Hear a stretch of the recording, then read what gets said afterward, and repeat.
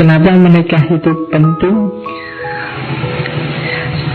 Selain materi-materi agama kamu cari sendiri, secara psikologis nikah itu bisa memberi manfaat 6 hal untuk dirimu semakin baik. Yang pertama apa? Sense of purpose. Sense of purpose itu tujuan hidup, rasa punya tujuan. Jadi sebelum kamu nikah kan masih melantur kemana-mana. Mungkin kamu punya kerjaan tapi juga duitnya kamu habis-habisin entah buat apa. Tapi kalau sudah nikah biasanya sudah ada arahnya.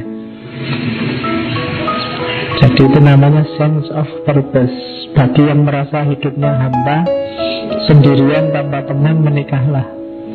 Nanti ada arahnya.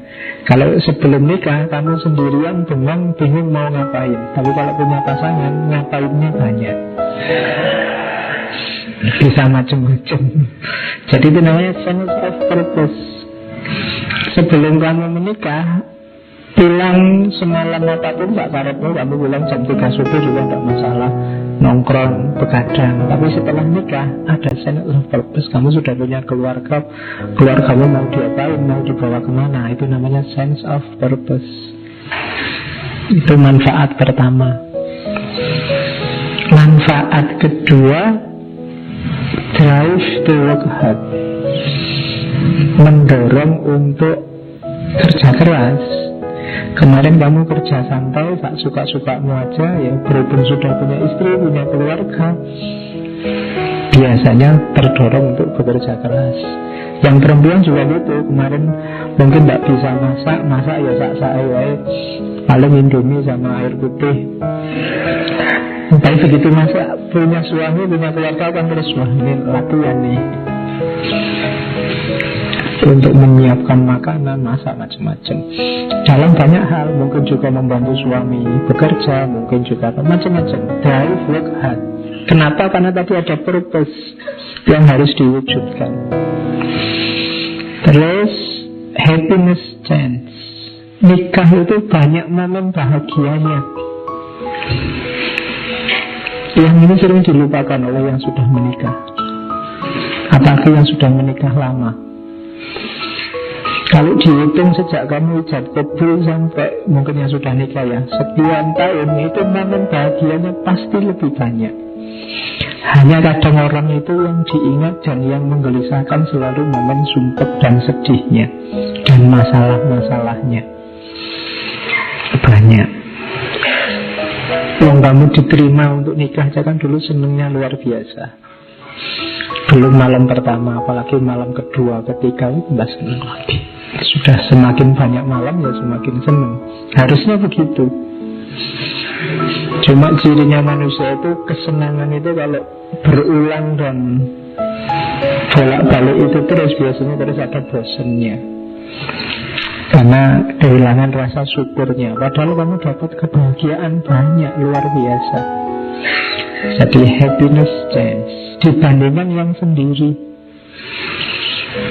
Jadi kalau yang hidup sendiri ya kebahagiaannya terbatas karena dia sendirian. Kalau berdua banyak.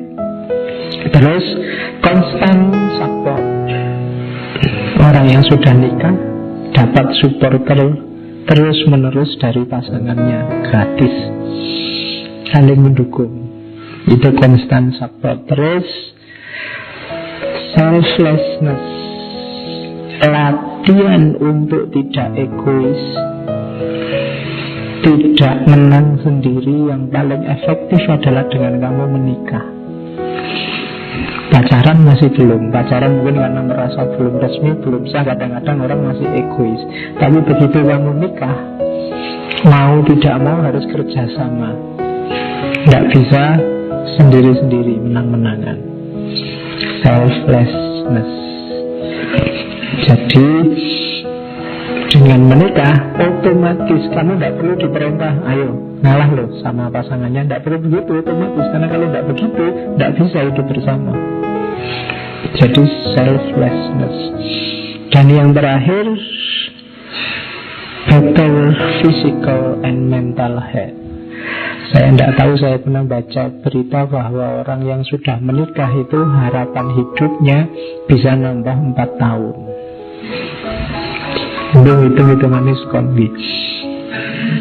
Jadi mungkin semakin sehat, semakin apa-apanya tertata, mengurangi stres banyak.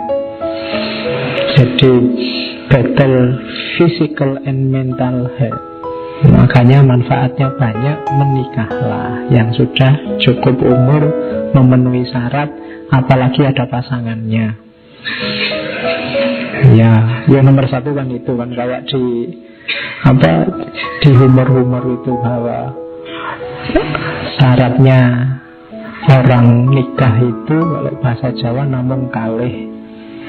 Ya, kalih sinten, sama siapa. Oke, jadi manfaatnya banyak. Terus ini saya ngomong psikologi dulu sebelum ke filsafatnya. Kalau ini buat parametermu besok ya. Keluargamu ada di titik mana?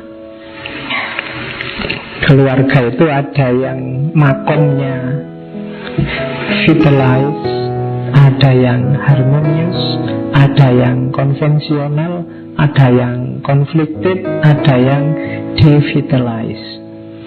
Hati-hati jangan ada di yang paling bawah. Vitalize itu cirinya serba cocok, komunikasi bagus, kalau ada masalah bisa cepat diselesaikan. Keluarga kita kalau cirinya ini bukan berarti tidak ada masalah. Kalau ada masalah bisa selesai karena komunikasinya bagus. Itu namanya masih vitalize, masih hidup dan baik dan memuaskan. Ada satu level di bawahnya. Jadi ternyata keluarga harmonis itu level 2. Kalau yang level 1 sangat puas orangnya, jadi namanya vitalize. Jadi mari kita ciptakan keluarga yang vital.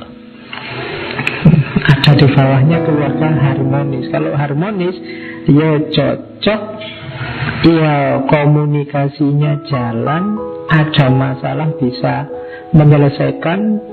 Cuma ada beberapa hal yang tetap tidak selesai, tetap tidak sepakat, hanya terpaksa harus jalan, terpaksa disepakati. Biasa kadang-kadang orang itu ada yang tidak cocok, yang sini ingin anak 11, yang sini ingin anak 2, itu kan tidak cocok. Yang sini prinsipnya banyak anak, banyak rezeki, yang ini banyak anak tambah sumpah aku.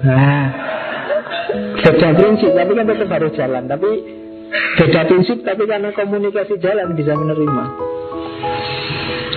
Jadi itu namanya keluarga yang harmonis. Nah, ada lagi keluarga yang level 3, konvensional. Konvensional itu komunikasinya agak susah. Resolusi konfliknya juga tidak terlalu jalan, jadi ada masalah, menyelesaikannya susah. Cuma diuntungkan oleh alasan tertentu yang membuat tetap bertahan. Misalnya, kalau tak terus-terusin kasihan anakku. Nah, ada alasannya. Kalau tak terus-terusin tidak bagus lah, karena menurut agama pisah itu hal yang paling dimurkai Allah. Nah, itu ada yang ngerem. Jadi sebenarnya sudah tidak cocok, sudah tidak kerasan, sudah alah kok punya suami gini, kok punya, itu sudah tidak enak. Tapi masuk kita bisa. Kasihan anak-anak, kasihan orang tua dulu, kasihan. Tidak boleh loh sama Allah, itu nikah itu hal yang paling dibenci. Ini ada remnya. Meskipun agak berat, tetap jalan. Ini orang kalau secara psikologi disebut keluarga konvensional. Ada yang turun derajat lagi. Kalau ini keluarga yang conflicted. Ringkesnya conflicted itu ya keluarga yang warnanya hanya gegeran. konflik. Sekolah sinetron itu yang lagi rame, nah itu konflik. Tidak ada tentramnya, rumah tangganya tidak sakan. Jadi cirinya gampang. Keluarga itu ketika coraknya sudah konflikted, penghuninya lebih kerasan di luar rumah. Itu berarti konflikted. Males pulang, mesti nanti rame lagi. Itu berarti konflikted. Kamu yang belum nikah belum tahu, bayangkan aja. Iya. Jadi nanti ada momen itu konflikted. Jangan dibiarkan berlarut-larut, cepet-cepet nyari jalan keluar. Kalau tidak akan sampai pada titik terakhir, devitalize. Keluarga yang kehilangan gairah hidupnya biasanya terus berakhir, entah secara resmi dengan cerai atau ya sudah pisah-pisahan. Kadang-kadang jasadnya saja yang berdua, tapi batinnya kemana-mana. Tahsabuhum jami'a wa qulubuhum syatta. Kalau pas di syuting aja kelihatan bareng senyum-senyum, tapi di rumah tawuran. Devitalize. Sudah tidak ada daya hidup lagi di rumah itu. Nah, kalian analisis nanti ya. Pegang ini besok kalau kamu nikah, jadikan ini parameter. Kamu ada di gradasi mana? Bahkan ketika hanya sampai di konvensional, cepat-cepat nyari tambatan untuk bisa nyaman berdua. Kalau tidak akan turun jadi konflik. Paling tidak ada di harmonis. Syukur-syukur ada di level vitalize. Jadi ini 5 hierarki kondisi keluarga. Oke, itu tadi perspektifnya psikologi.